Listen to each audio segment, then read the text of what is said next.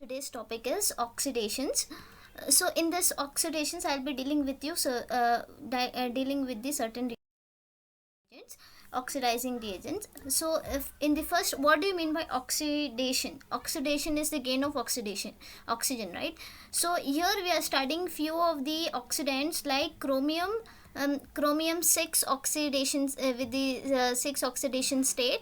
It we are reading with the sum of the complexes is oxidizing agents. So chromic acid, and then John's oxidation, Sarrett's oxidation, Collins oxidation, PCC, that is your pyridinium chlorochromate and pyridinium dichromate. So in today's class I'll be dealing with the 4 of the oxidation topics. So let's move on to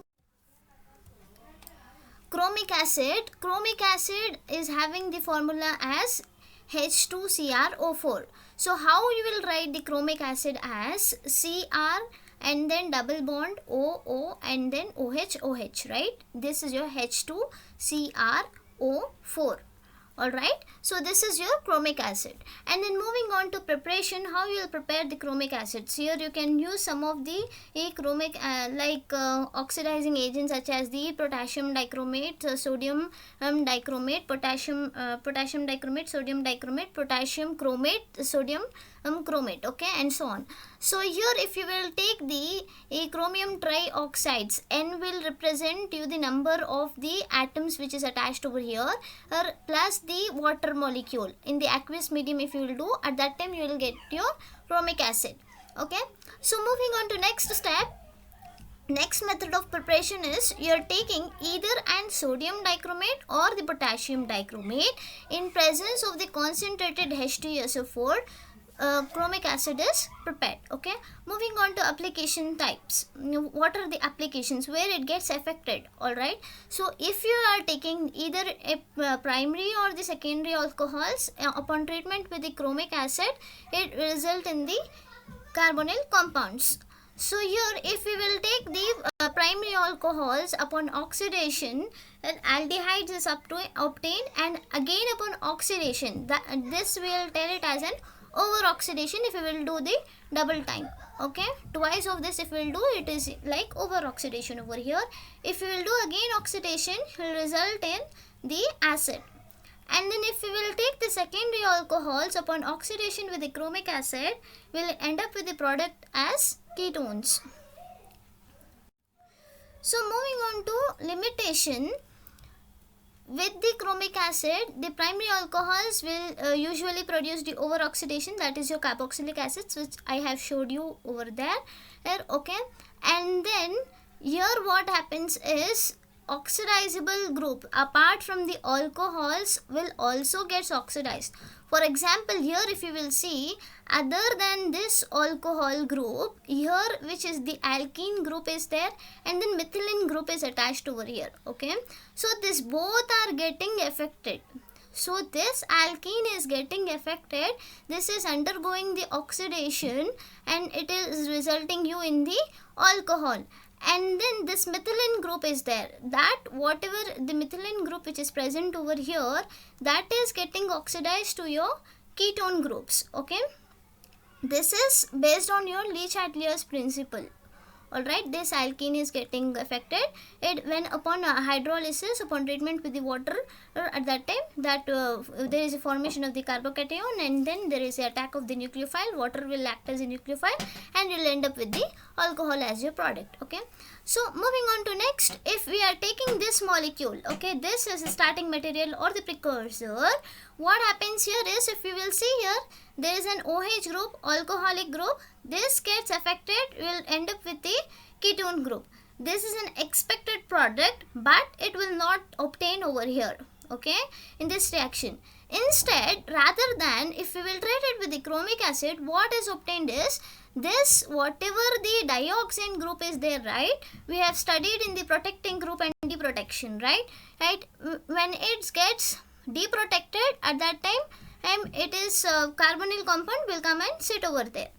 So this product which is not expected is obtaining over here.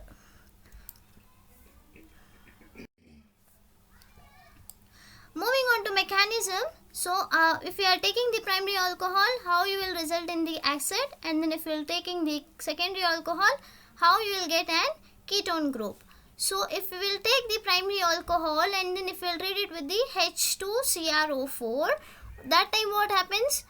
Here one of the water molecule gets cleaved out. OH from the alcohol and the H from the chromic acid gets cleaved out, resulting you in the chromate ester. Okay, and once the chromate ester is formed, this CH bond which is present over here, this bond shifts over here and this whole moiety gets cleaved out. That is your CrO3H. That gets cleaved. H is going in the form of the H will get cleaved out. Okay, so what happens here? You will end up with the aldehyde molecule H2CrO3. Okay, and that will go out, and then if not you can say it as it will result in an aldehyde, right? So first what happens, this CrO2 gets cleaved out with the elimination of one of the water molecule. OH plus H molecule will go it as the H2O and CrO2. Okay, you have to focus on the aldehyde, mainly focus on aldehyde. And then moving on to next step, again if you will treat it with this, at that time what happens, upon addition with the water molecule, what happens here is the water molecule upon hydrolysis is in this RCHO. Here also what happens, hence H will come and sit over here, or again one of the H from water molecule will come and bind to the oxygen atom.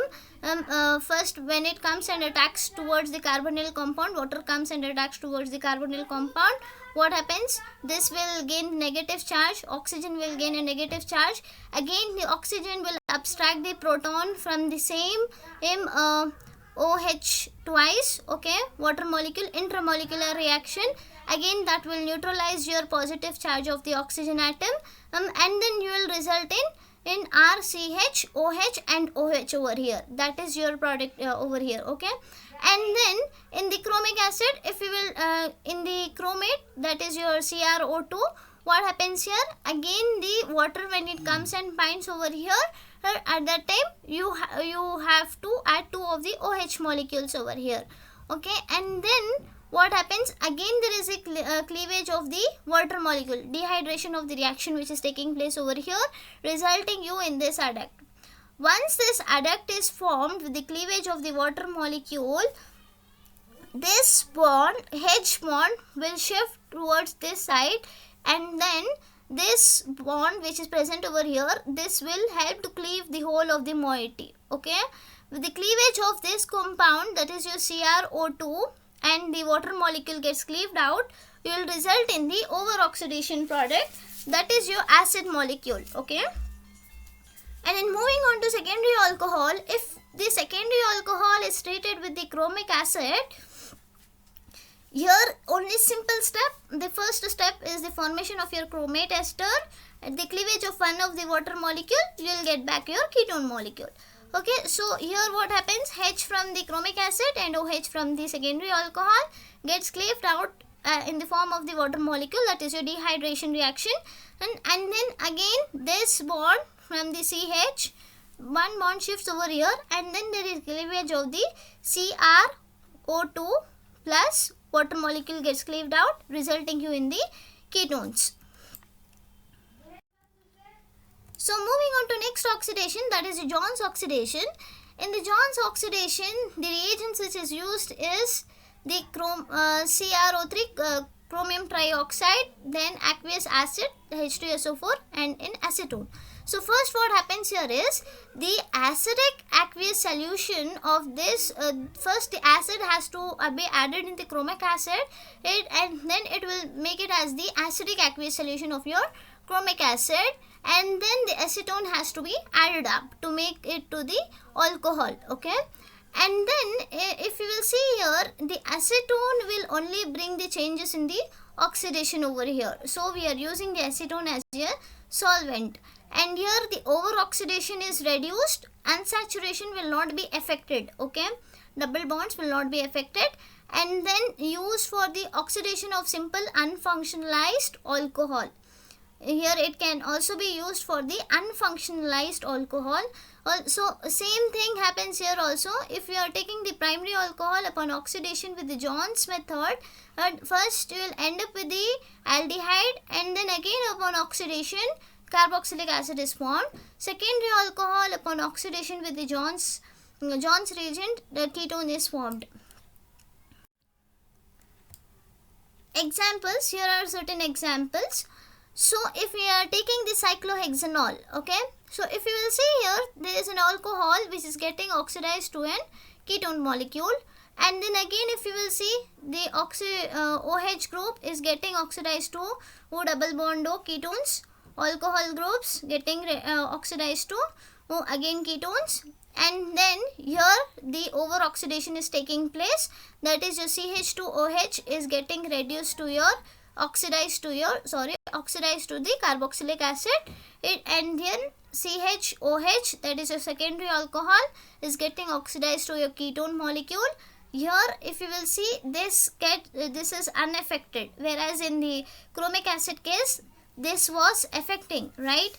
Here it is unfunctionalized, so this is not getting affected, only the OH group getting oxidized to the C double bond O. Limitations, if you will see, if the proper stereochemistry is not maintained, then only the over oxidation products are formed, okay. So you have to maintain the proper stereochemistry. At that time you will end up with the normal oxidation products, and then if the acid labile groups are there, that will get affected, okay. That's all about your John's oxidation. Moving on to Sarrett's oxidation.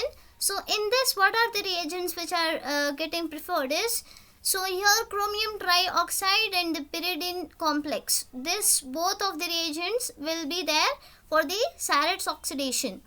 So here in the chromium oxide plus the pyridinium, here what happens, pyridinium will act as a solvent molecule.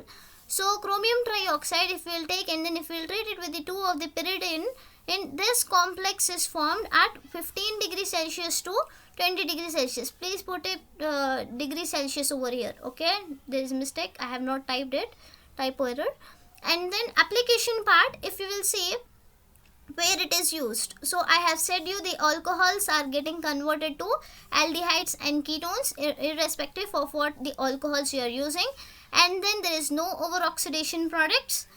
It does not oxidize the double or the triple CC bonds, and it is not oxidizing your dioxane group also, okay. And then acid labile groups, whatever is there, which is unaffected. Moving on to next slide. If you will see here the epoxide is there, that is not getting affected in this example. If you will see this cap, okay, flower bracket, that means any of the groups like bulkier group or any isopropyl group or any groups will be attached over here, okay. So here the alcohol, your job is to see where the alcohol is and then what is getting affected, what is getting changed.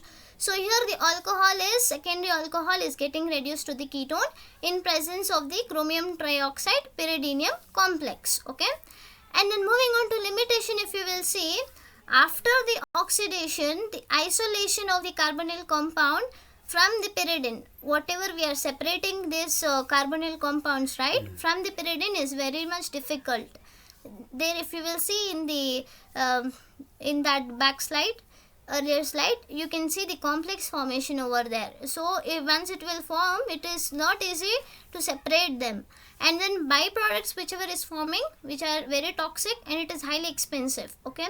And then moving on to Collins oxidation, here what is the additive is in the Collins, chromium trioxide, pyridinium as well as dichloromethane will act as a solvent over here, okay. In this complex you have to add the dichloromethane, and everything is similar to the Sarrett's oxidation. So the first thing is presence of dichloromethane as solvents make here the separation is easier, just because the dichloromethane will act as a solvent over here, okay. And then uses or applications are similar to Sarrett's oxidation. what happens here is neither it is acidic nor basic. Okay, so remember, it is neither an acidic nor an basic, and here no over oxidation products are formed, and unsaturation is unaffected. Acid labile groups are also unaffected. Thank you. If you have any doubts, please do ask in the comment box.